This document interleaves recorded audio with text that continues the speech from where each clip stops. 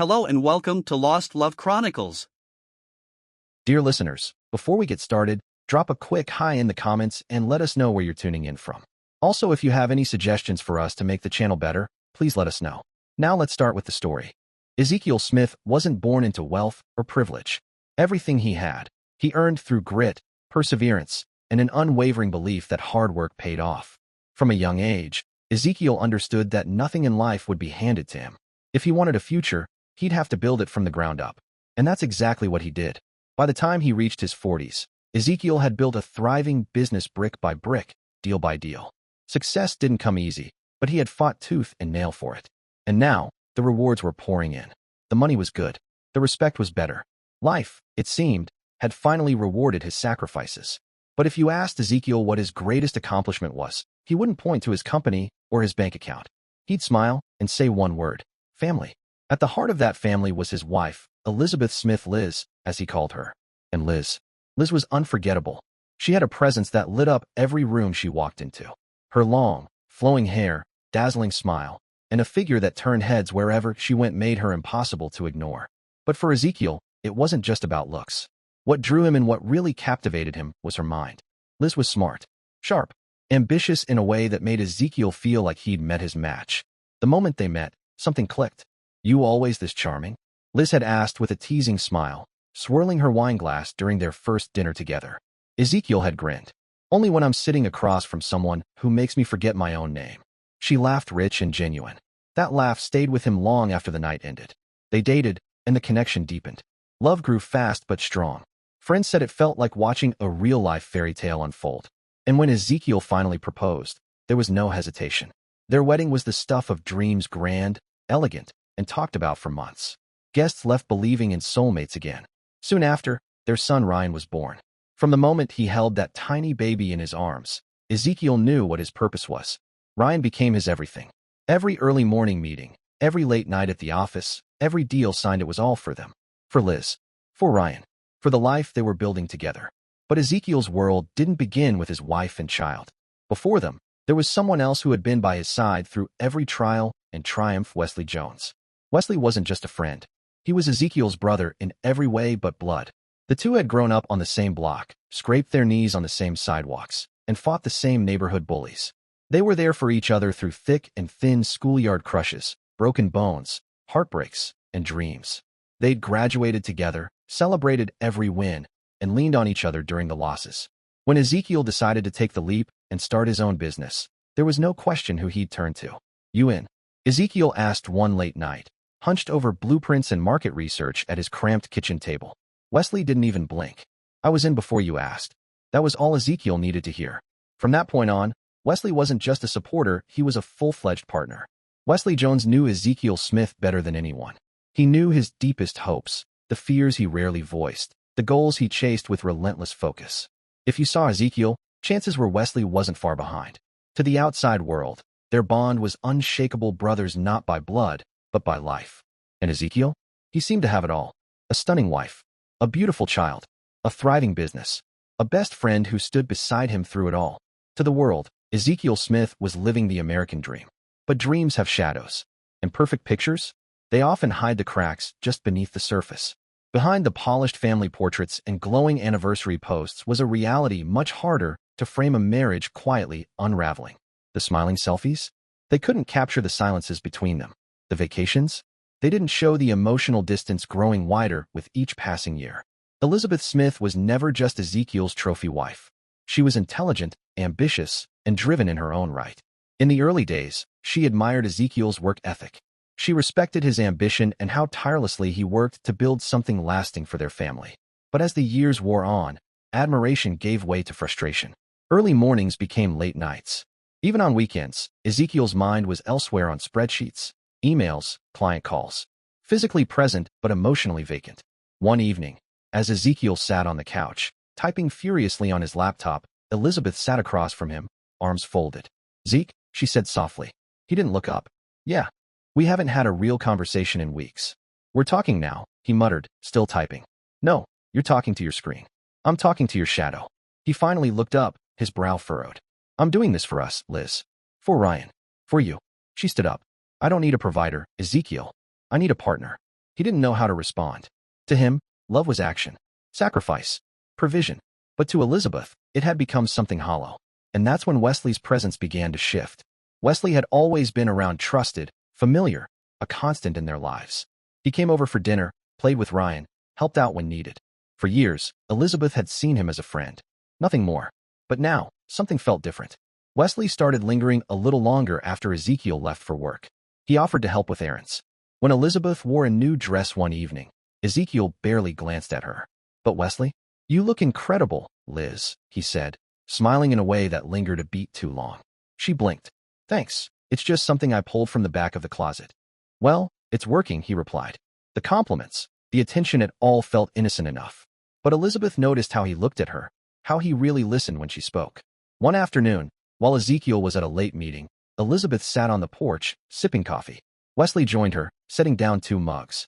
"I brought you a fresh cup," he said. "Figured you could use a break." She smiled. "You always know when I need one." There was a pause. "You doing okay?" he asked. Elizabeth looked away. "Honestly, no. I feel invisible." Wesley nodded. "He's lucky to have you, Liz. He always has been." And in that moment, quiet and intimate, something shifted between them. Elizabeth began looking forward to the days Wesley came over. She'd spend more time getting ready, put on a touch of perfume, maybe straighten the house a little more than usual. She found herself opening up to him, telling him things she no longer felt comfortable sharing with her own husband. Wesley listened. He didn't interrupt. He didn't try to fix anything. He just saw her. What Elizabeth didn't know, what she couldn't have known, was that Wesley had been carrying something deep inside for years. A secret he had buried beneath loyalty and guilt. He had loved her from the start. He had watched Ezekiel fall in love, propose, marry her, and had stood beside them, hiding his own heartache. He had swallowed his feelings for the sake of their friendship, convinced that what he felt would fade. But now, as Elizabeth leaned on him, as her marriage frayed at the edges, and she turned to him not just as a friend, but as a confidant, those long-buried emotions surged back to the surface. It began quietly, almost innocently. An emotional affair formed in the spaces Ezekiel didn't occupy long, private conversations during quiet afternoons, or whispered confessions late at night when the house had settled into silence.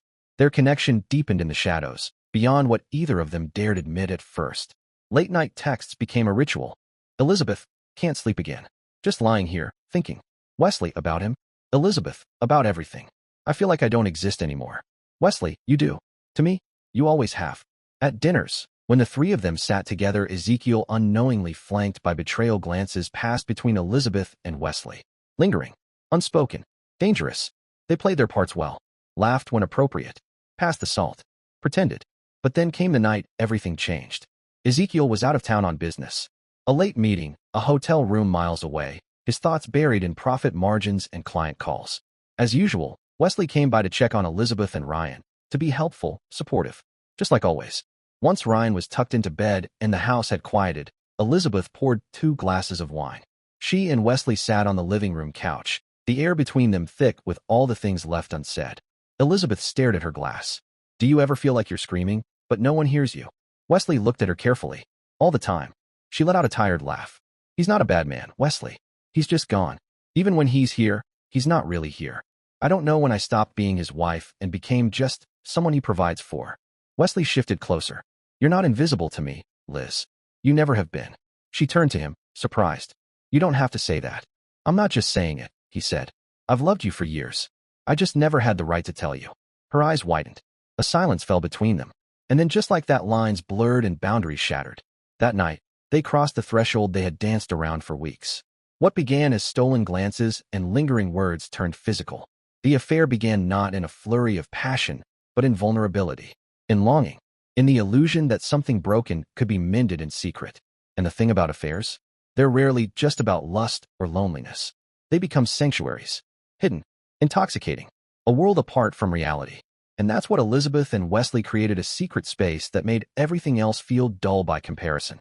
With each encounter, Elizabeth began to feel alive again. No longer just a mother. No longer just a wife lost in her husband's shadow. While Ezekiel stayed late at the office, Wesley would come by.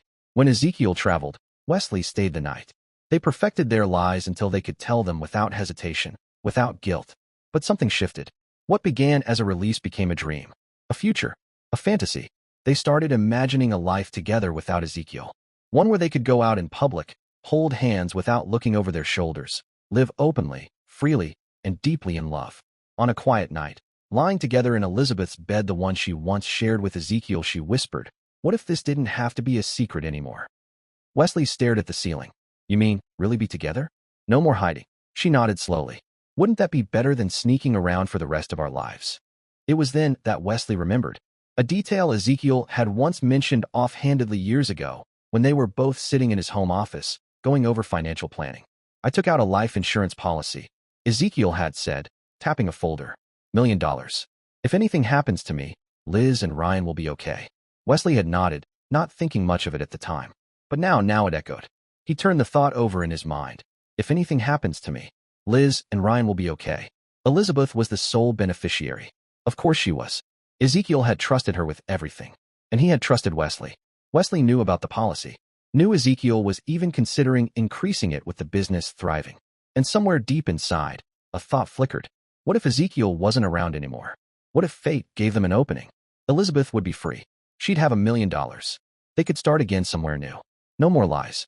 No more pretending. At first, it was just that, a thought. Dark. Fleeting. The kind of idea you push away the moment it appears. But the more they dreamed of a future together, the more that idea refused to stay buried. It started to feel real. Tangible. Elizabeth had gone so far down the path, she could no longer see where it began. Her life had split in two. One public, polished version where she smiled next to Ezekiel at company dinners and kissed him goodbye each morning. And the other secret, intimate, dangerous, where she lay beside Wesley, whispering dreams of escape. And yet, guilt never truly settled in her chest. She convinced herself she was the one betrayed. Ezekiel had built walls of work around himself and locked her out. He had chosen boardrooms over bedrooms, contracts over connection. He hadn't seen her for years, not really. Not the way Wesley did. "He stopped choosing me," she told Wesley one night as they lay in bed, shadows pooling across the sheets. Wesley brushed a strand of hair from her face. "Then maybe he doesn't deserve you." Elizabeth looked up at him, her voice barely audible. Maybe he never did. Wesley was caught in a storm of conflict. His whole life, Ezekiel had been his anchor, his brother in all but blood. They'd shared childhood memories, secrets, milestones. And now, he was planning to destroy the very man who had given him everything. But that other voice inside him, quiet, persistent, kept whispering. He took her for granted. You would have cherished her. You do. And as the affair deepened, so did their fantasies. Their conversations shifted. No longer just stolen kisses and midnight texts, but future plans. A new city. A new life. The three of them, Elizabeth, Wesley, and Ryan, free from the lies and burden of Ezekiel's presence. One evening, curled up together in the living room while Ryan slept upstairs, Elizabeth stared into the distance and murmured, "Sometimes I wonder what it'd be like if he just disappeared." Wesley glanced at her, tension creeping into his jaw. "You mean, like for good?" She didn't look at him. "It would solve everything, wouldn't it?" There was a silence. Then Wesley gave a hollow chuckle. "Maybe he'll have a little accident someday." Elizabeth smiled faintly, but her eyes didn't soften. Maybe. At first, they played it off as dark humor, unspoken tension dressed in sarcasm. But over time, the veil thinned. They started talking seriously. Quiet, calculated, chilling. Elizabeth, his business trips, no one checks on him. If something happened, no one would know for hours. Wesley, he jogs at night. Same path every time. Alone. Elizabeth, and he always answers when you call. As Elizabeth dug into the life insurance policy, she discovered everything she needed. There was a 2-year contestability clause, already expired. The payout was clean, with no restrictions under accidental death. She understood what documentation was needed, what red flags might arise, what loopholes existed. She never said the word murder. She didn't have to. Wesley, meanwhile, began studying Ezekiel's habits with surgical focus, his routes, his routines, his vulnerabilities, and most importantly, the depth of his trust. "Zeke would follow me anywhere," Wesley told her one night. "If I told him to meet me at midnight in the middle of nowhere, he'd be there." Elizabeth nodded slowly. "Then maybe it's time we stop pretending this is just a fantasy." And somewhere between the late-night whispers and the unspoken promises, they realized they had the perfect opportunity. Everything Ezekiel had built, everything he believed in, everything he loved, it could all be erased in a single move. But the darkest truth had yet to be revealed. Ryan, the boy Ezekiel adored, the child he'd given everything for, his reason for working late, for sacrificing time, for building a future. Ryan wasn't even his. Wesley had known it. Elizabeth had known it. The secret had been buried beneath years of lies. She had been sleeping with Wesley before she ever walked down the aisle. When she got pregnant, she chose the safer option, the easier one. She let Ezekiel believe the child was his. He never questioned her, never once doubted. From the first moment he held that boy, Ezekiel had loved him with the ferocity of a real father. He taught Ryan to ride a bike, took him to every doctor appointment, showed up to school plays and football games, beaming with pride. "That's my son," he would say to anyone who asked. "That's my heart." And every word he said, every hug, every sacrifice, it was all unconditional. All the while, the truth sat inside Elizabeth like a slow-acting poison. Every time Ezekiel smiled proudly and said Ryan had his eyes, every time he talked about sending him to college, coaching his baseball games, shaping his future, it was another twist of the knife. Another reminder of the foundation of lies their life was built on. She'd watch him from across the room, see the way his face lit up when Ryan laughed, the way he tucked him in at night, the way he whispered, "I love you, son," like it was the only truth that mattered. But Elizabeth knew the truth. And now, with the affair reignited and the plan in motion, that secret no longer filled her with guilt, it gave her resolve. In her mind, she wasn't taking something that belonged to Ezekiel. She was reclaiming it. Ryan was Wesley's son. Wesley was her real partner. Wesley deserved to be the father. "This isn't betrayal," she whispered to herself one night as she stood over Ryan's bed, watching him sleep. "It's fixing what never should have been broken." And from that twisted seed of logic, the plan took deeper root. They shaped it carefully, waiting for the moment when Ezekiel would be isolated, when there'd be no witnesses, no trail leading back to them. Wesley would handle the logistics. Elizabeth would play the grieving widow. They practiced their parts, went over the timeline, smoothed the cracks. "Once it happens," Elizabeth said one evening, voice hushed over the phone, "we wait a few months. Then we ease into it. Let people see us grieving. Let them believe we found comfort in each other." "No one would question it," Wesley replied. "I'm his best friend. They'd expect me to help you through it." "Exactly," she said. "No one would suspect a thing." But between fantasy and execution was a chasm they hadn't yet crossed. The plan was written, rehearsed, but it still existed in theory. They hadn't yet stepped into action. That changed one Thursday night in October. Ezekiel was pushing through another late evening at the office. Papers scattered across his desk. A half-eaten sandwich by the keyboard. He rubbed his eyes and leaned back, exhaustion clouding his focus, but pride still flickering beneath the fatigue. If this deal went through, it could change everything. He thought of Elizabeth, of Ryan. "This is for them," he told himself. His phone buzzed. "Wesley, hey man, you sound wiped. Come grab a drink with me, just like old times." Ezekiel hesitated. He looked at the time. 9:07 p.m. He wanted to go home, kiss Ryan goodnight, curl up next to Elizabeth. But Wesley sounded sincere, maybe even a little anxious. "I don't know," Ezekiel said. "I've got a lot to finish. Might just call it a night." "Come on," Wesley urged. "One drink. You need to unwind. Plus, there's something I want to talk to you about. It's important." Ezekiel paused. This was his best friend. His brother. "All right," he said finally. "One drink." They met at a quiet bar just outside town. Dim lights, wood-paneled walls, a few scattered regulars hunched over their drinks. No one paid them much attention. Ezekiel ordered a beer. Wesley took a whiskey neat. They made small talk, laughed a little, recalled college antics and early business struggles. But something about Wesley felt off. He kept checking his phone. His foot tapped incessantly beneath the table. His eyes kept drifting toward the door. "You good?" Ezekiel asked, tilting his head. "You seem jumpy." "Yeah," Wesley said quickly. "Just some personal stuff. Been a long week." Ezekiel nodded, sipping his beer. "Tell me about it." They stayed for just under an hour. Then Wesley leaned forward, eyes suddenly serious. "Listen," he said, "I've been meaning to show you something. A new property I found might be perfect for expanding the business." "Now?" Ezekiel asked, frowning. "It's late." "It won't take long," Wesley assured him. "It's a drive, but worth it. Across the state line, just a couple hours. We can be there and back before midnight." "It's worth the drive," Wesley said again, his voice firm but coaxing. "This could be huge for us." Ezekiel hesitated, rubbing his temples. He was tired, bone-deep tired, but Wesley looked so certain, so eager. Ezekiel didn't want to let him down. He'd been neglecting their friendship, he knew that. Maybe this was his chance to make up for it. "All right," he said. "Let's go." They got into Wesley's car and pulled away from the quiet bar, driving toward the state line. The sky was pitch black now, dotted with faint stars, and the road stretched ahead like a dark ribbon. As the miles slipped past, Ezekiel began to feel strange. His head throbbed, and a heavy fog started to settle behind his eyes. He blinked hard, trying to shake it off. "I don't feel so good," he muttered, slumped against the seat. Like really off. Wesley's grip on the wheel tightened. You're probably just exhausted, he said quickly. Long day. You've been pushing hard lately. Ezekiel nodded slowly, but his limbs were starting to feel like they weren't his own. His thoughts came slower now, muddled and drifting. He didn't know that the whiskey Wesley had bought him at the bar was laced with a powerful sedative. They crossed the state line and turned off the main road, following a narrow, winding path that led to a secluded spot near a river, quiet, isolated, perfect. By the time Wesley parked the car, Ezekiel could barely lift his head. Why are we here? He slurred, his words thick. This doesn't look like business. Wesley stepped out first, walking around to Ezekiel's side. He opened the door and helped him out, practically dragging him toward the edge of the riverbank. Just take it easy, Wesley whispered. His voice shook despite himself. Just let go. Ezekiel collapsed to his knees, dizzy and confused, eyes fluttering open and shut. Then he saw at Wesley's hand, reaching into his coat. A flash of silver. A gun. His gaze lifted, unfocused, but he locked eyes with Wesley.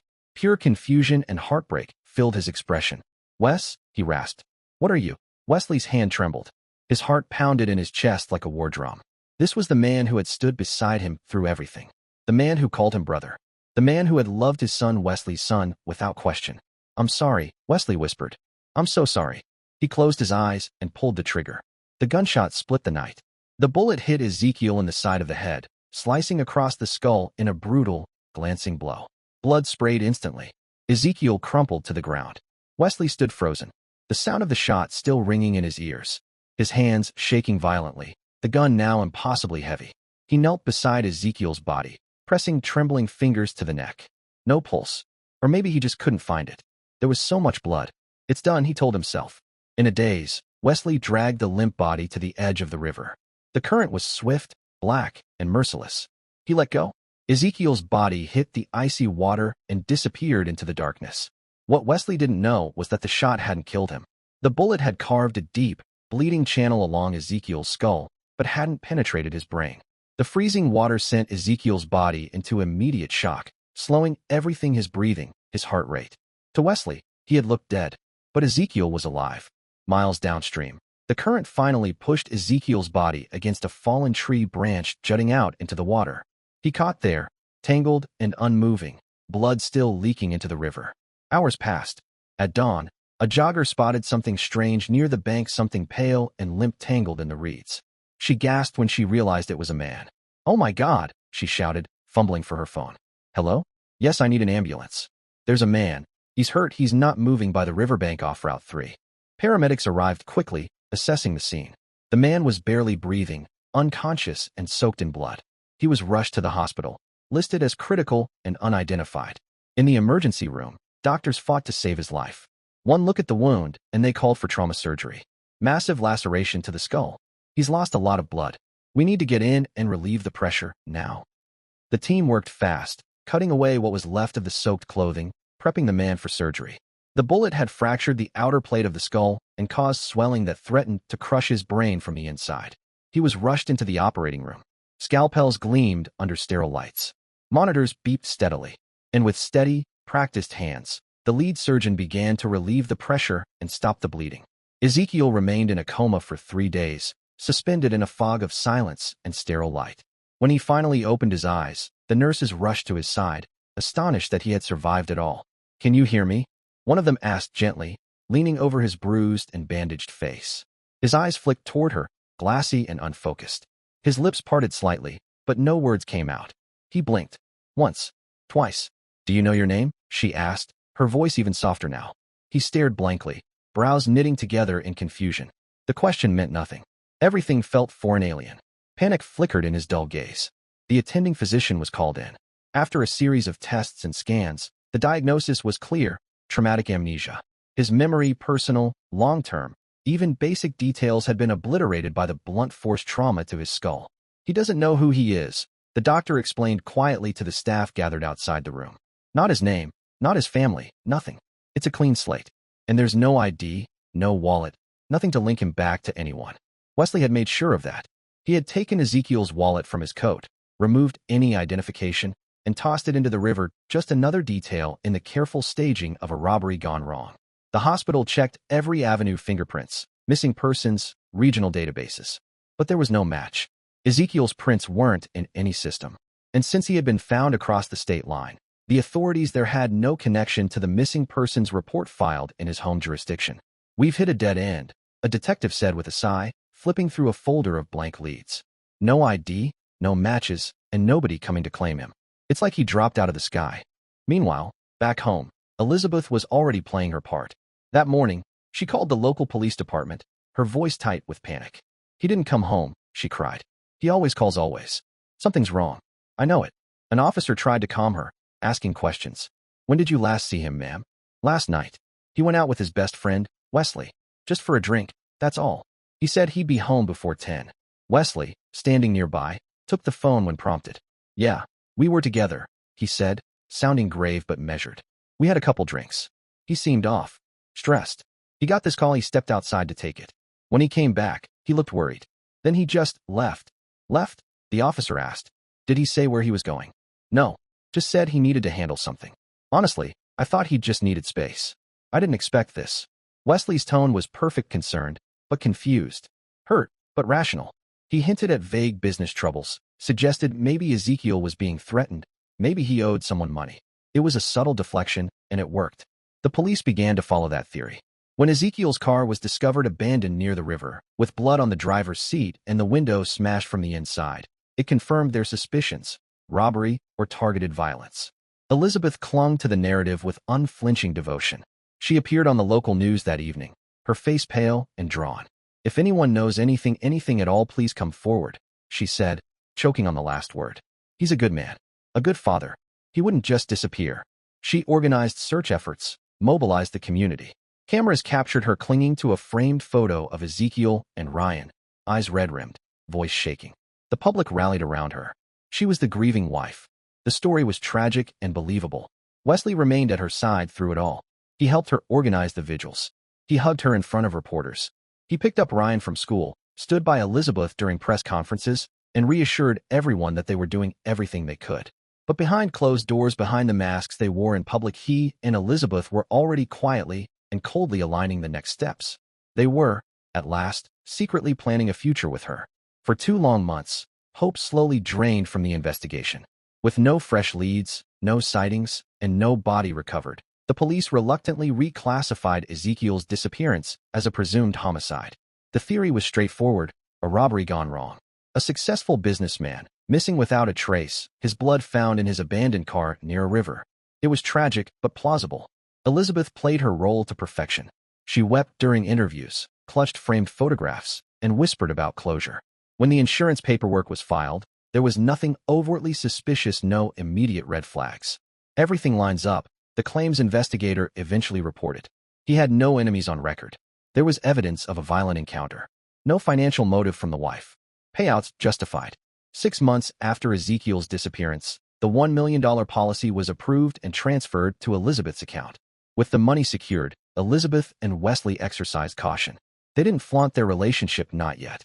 But behind closed doors, their life together deepened. The secret they shared bound them even tighter than passion ever could. 1 year later, Elizabeth announced that she and Wesley had found comfort in one another. "It wasn't something we expected," she said softly during a local news interview, "but grief brought us closer. He's been my rock." 2 years after the disappearance, they were married in a private ceremony, no fanfare, no public spectacle. Just a quiet union, masked in solemnity and framed as healing. They moved into a gated community in an affluent suburb. Elizabeth embraced her new lifestyle with abandoned driving luxury vehicles, draping herself in designer clothes and sparkling jewelry. Wesley walked away from the business he'd once built with Ezekiel, no longer needing the income. The insurance money funded their life of comfort and indulgence. Ryan, now older, never questioned the narrative. Dad was killed by bad people, he told classmates at school, believing it completely. Wesley was the only father figure he knew, present, caring, attentive. The truth was buried under years of lies, whispered between Elizabeth and Wesley like a secret prayer. To the outside world, they were inspirational.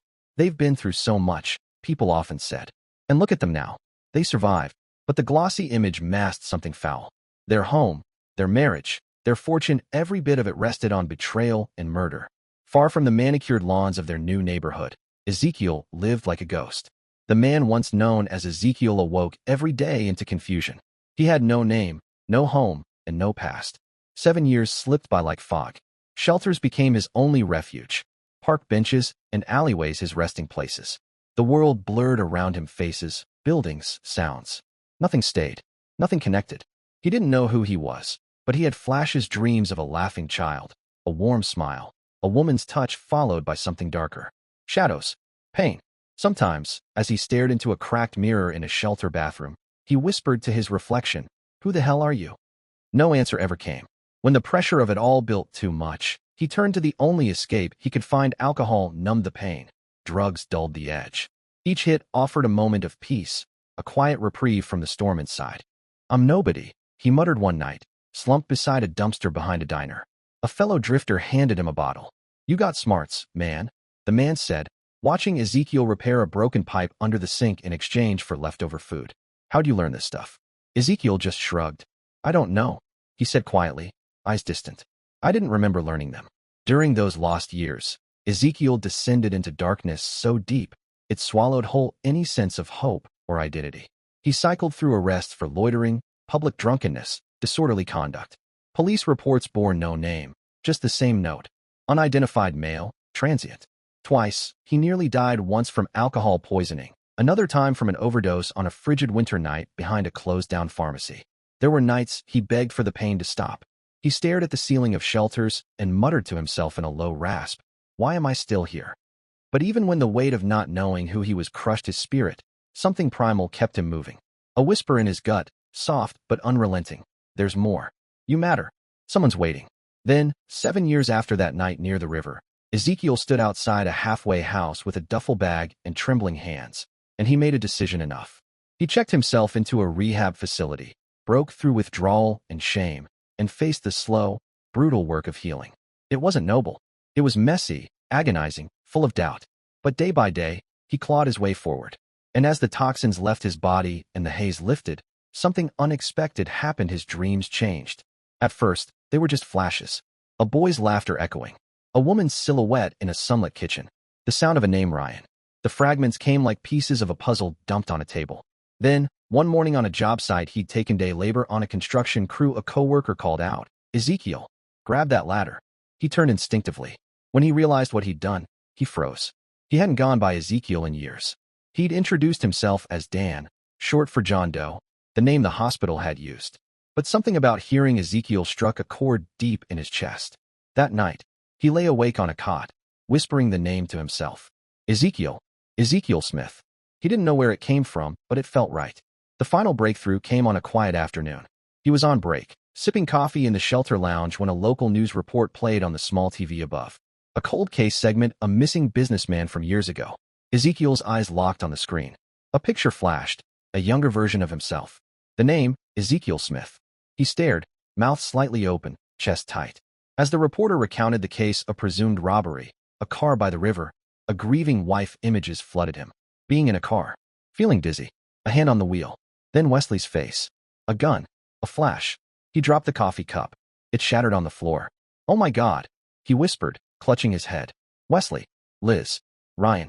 His breath came in shallow gasps as memories poured in. His wedding day, the birth of his son, business meetings, laughing with Wesley, holding Liz's hand.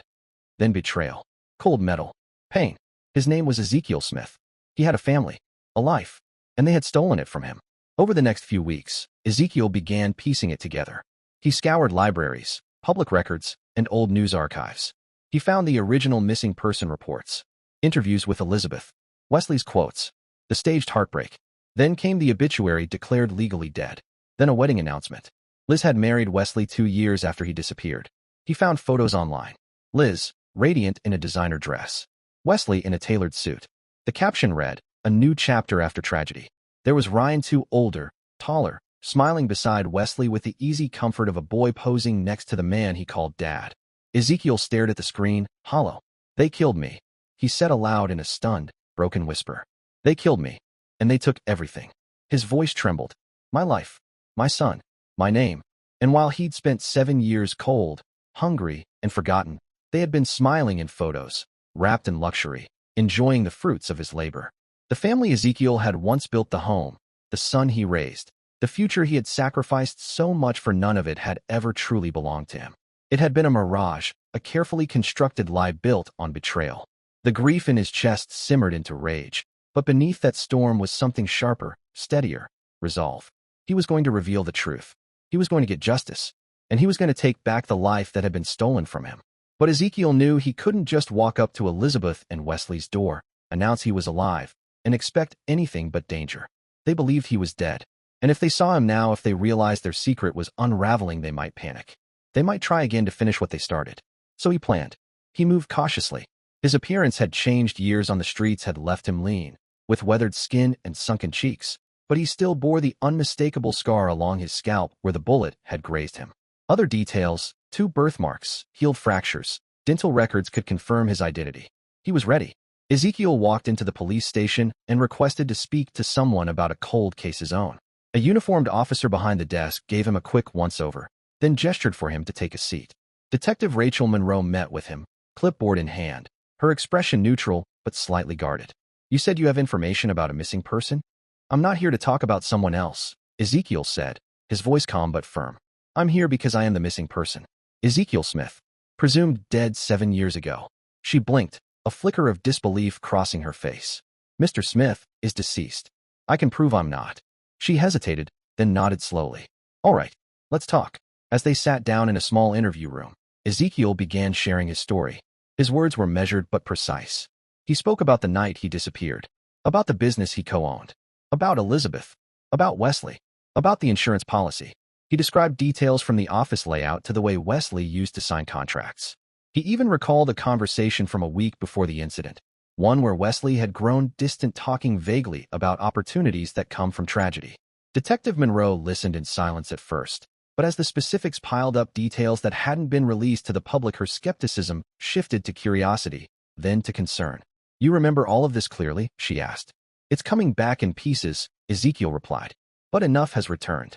Enough to know who I am and who tried to kill me." They ran his fingerprints. Hours passed in tense silence. Finally, Monroe returned with a folder in her hands. Her face was pale. "You are Ezekiel Smith," she confirmed. "Your prints match. You were declared legally dead years ago." Ezekiel leaned back, exhaling slowly. "Then let's begin." But the detective's tone turned cautious.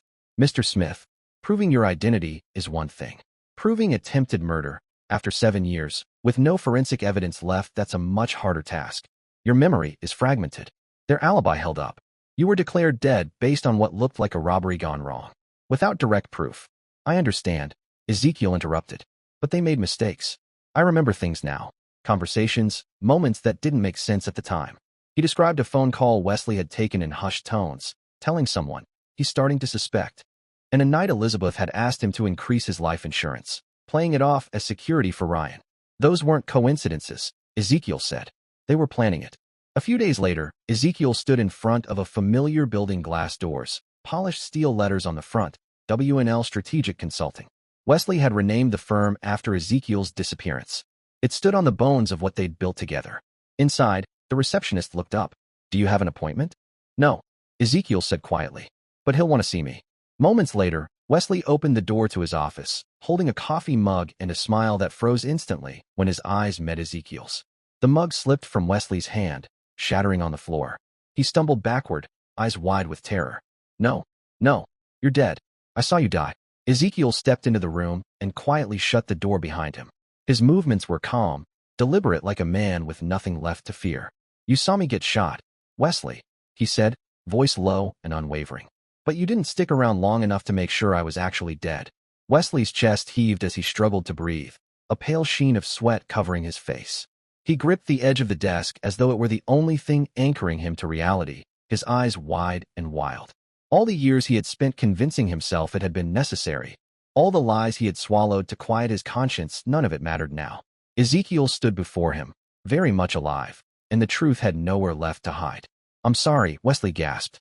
"God, Ezekiel, I'm so sorry. I never meant to hurt you. It was Elizabeth's idea. She said you didn't love her anymore. She said you'd be better off dead than stuck in a loveless marriage." Ezekiel's eyes darkened, though his voice stayed unervingly calm.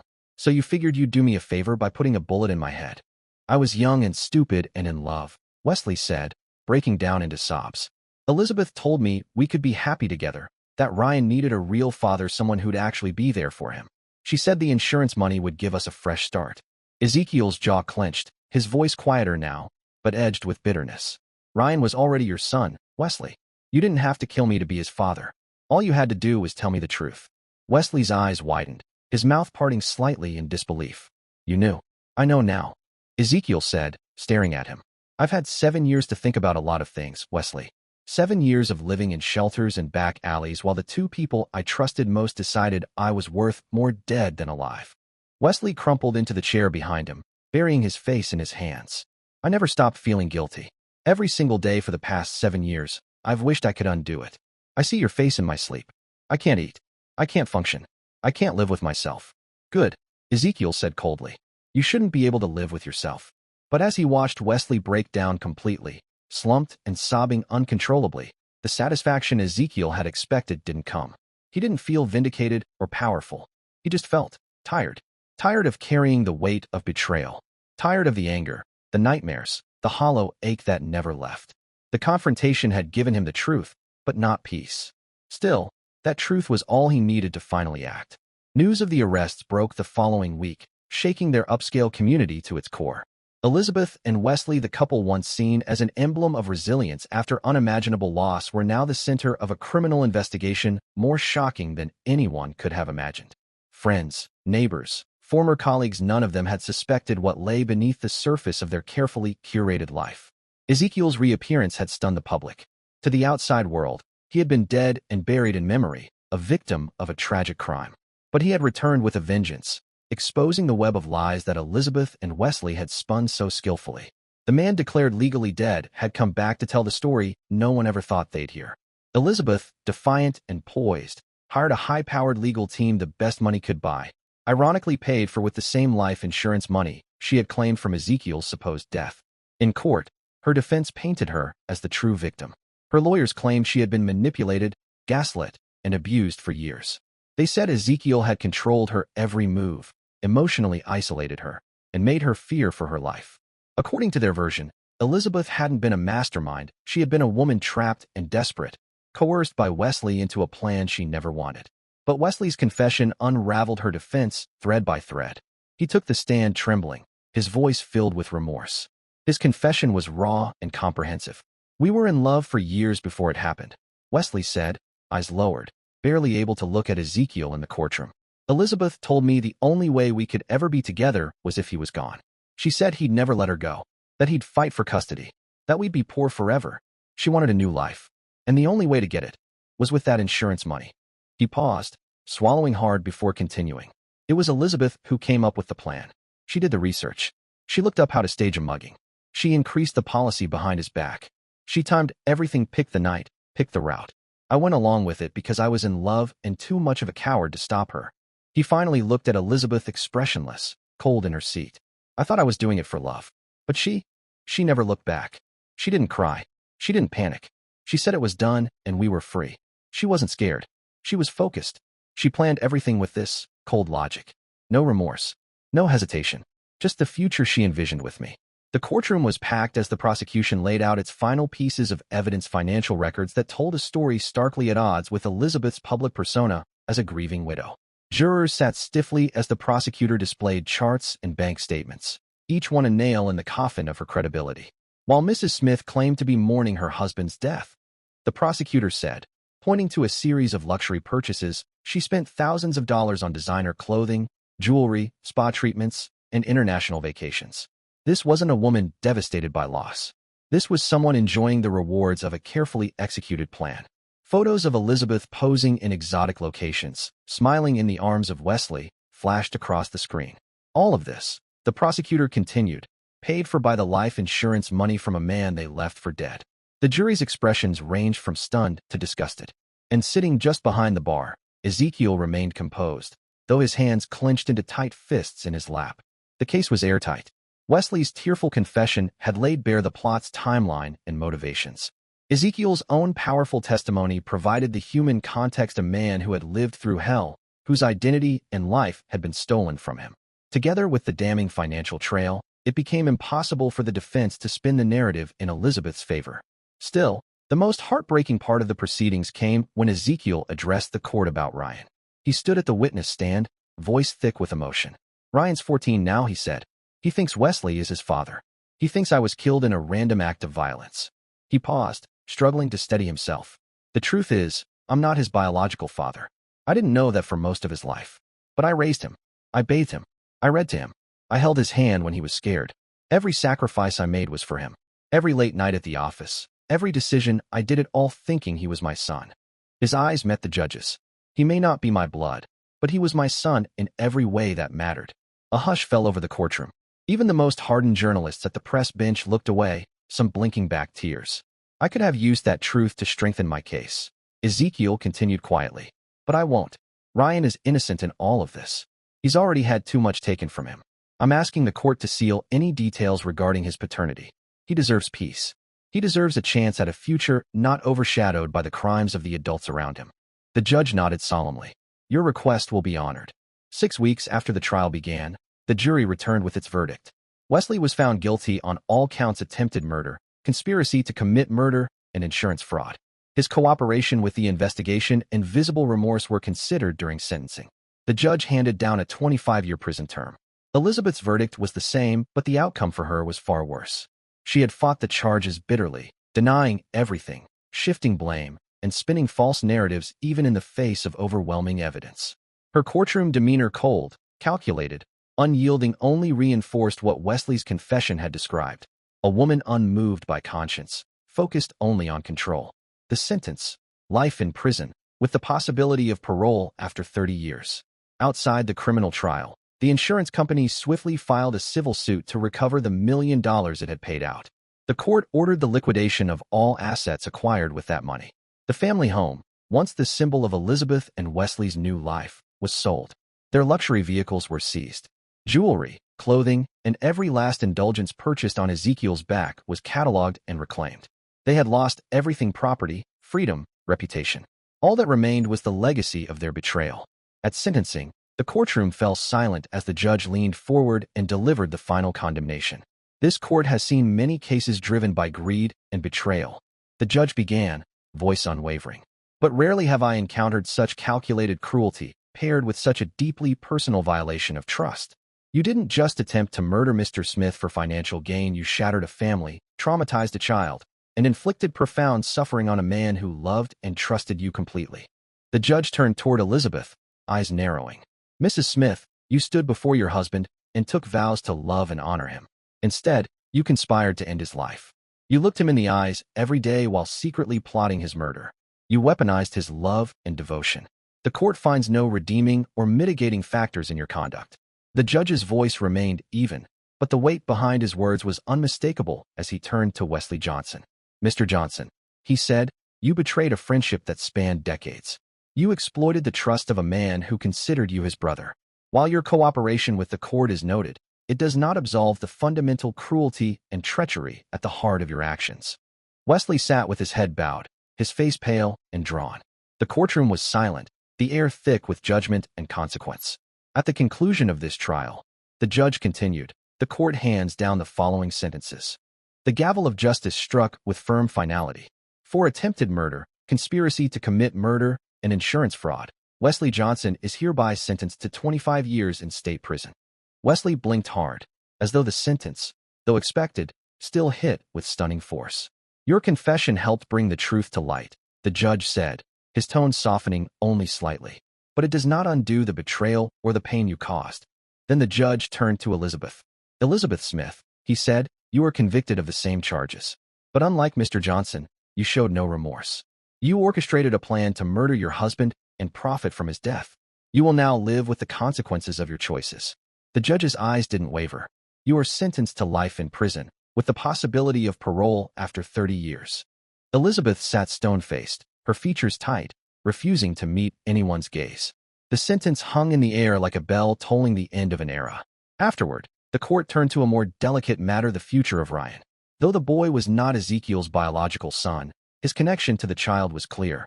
His care, his sacrifices, and the love he had shown were undeniable. The courtroom listened quietly as the judge delivered his ruling. Mr. Smith may not be this child's biological parent, the judge said, addressing Ezekiel, but he was the only father Ryan knew for the first 7 years of his life. He provided for him, loved him, and sacrificed for him. This court believes that remaining with Mr. Smith serves Ryan's best interests. Full legal custody is hereby granted to Mr. Ezekiel Smith. Ezekiel closed his eyes briefly, a wave of relief and responsibility washing over him. He gave a single nod, quiet, composed as the weight of his new duty settled on his shoulders. He didn't speak ill of Elizabeth or Wesley to Ryan. Never once. Whatever bitterness he carried, he buried it for the sake of the boy. He focused on healing, on rebuilding a life for both of them, even if the pieces never quite fit the way they once had. But time, as always, brought its own trials. For years passed. One evening, not long before Ryan's 18th birthday, Ezekiel was standing in the kitchen when he heard footsteps behind him. He turned to find Ryan in the hallway, a duffel bag slung over his shoulder. The boy, no, the young man now stood there with red-rimmed eyes and an expression Ezekiel hadn't seen before, resolve wrapped in sorrow. "I'm leaving," Ryan said simply. Ezekiel felt something cold settle in his chest. "Ryan, what?" Ryan looked at him, eyes brimming with regret. "You've been good to me," he said. "Better than I deserved. But I can't stay here anymore pretending everything's okay. I look in the mirror, and all I see is him. Wesley, my father. And I know what he did to you." Ezekiel stepped forward. His voice was low, but firm. "You are not your father." Ryan's lips trembled slightly. "Maybe not. But I carry his name, his blood. And I can't carry that here anymore, not under your roof. I need to go. I'm sorry for what he did to you, Ezekiel. I'm so sorry." There was nothing more to say. Without waiting for a response, Ryan turned and walked out the door. Ezekiel stood in the hallway, unmoving, the silence stretching around him. He watched his son in every way that mattered, walk away, carrying the weight of a legacy he never asked for. Dear listeners, please share your thoughts in the comments section below and don't forget to like, share, and subscribe.